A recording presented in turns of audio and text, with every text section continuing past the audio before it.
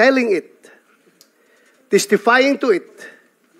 Lying, on the other hand, requires fabrication, intricate, deliberate, elaborate planning. One lie is tied to a system, an entire web of other lies, in order for the story, the fabric, to hold together.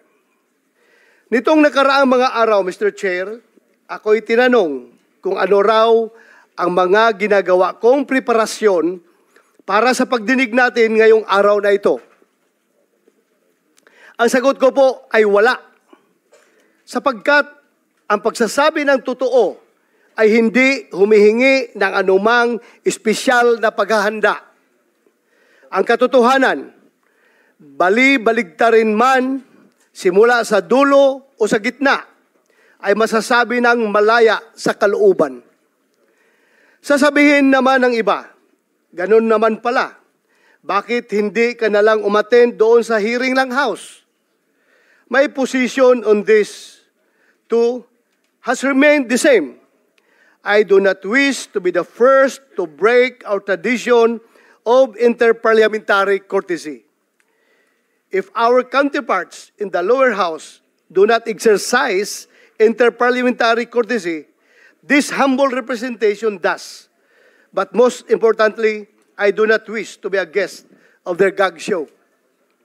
Mr. President, kung ako ay makasarili lamang, kung ako ay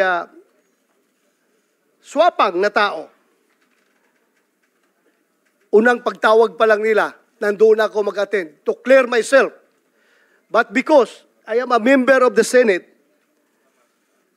I have to protect the tradition that is being observed by this institution. Kaya hintayin na lang nila, Mr. President, pag hindi na ako senador, I will be there every day. Kung gusto pa nila, doon ako tumira sa kanila. Pero sa ngayon, ako senador pa, please naman, sana respetuhin nila yung ating interparliamentary courtesy. Ayaw kong magiging president, Mr. President. Pagdating ng araw, in the future, lahat ng mga senador na mabubwisit sa kakatawag sa kanilang pangalan kapag ang kanilang pangalan ay na-implicate sa investigation na ginagawa ng other house, ay punta na lang ng punta at wala nang magawa na legislation. Kaya po ako naririto ngayon, hindi lamang bilang isang vice chairperson ng committee ito, kundi bilang isang resource person.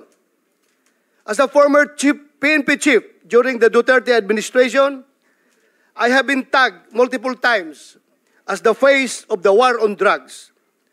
The same war on drugs openly supported by both the Senate and the House of Representatives, and of course supported by our people.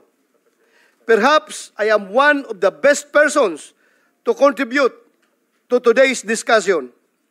I am here, Mr. Chair, to tell the truth, and as I do so, witness the web of lies come undone, one thread at a time. Today, I say duty calls.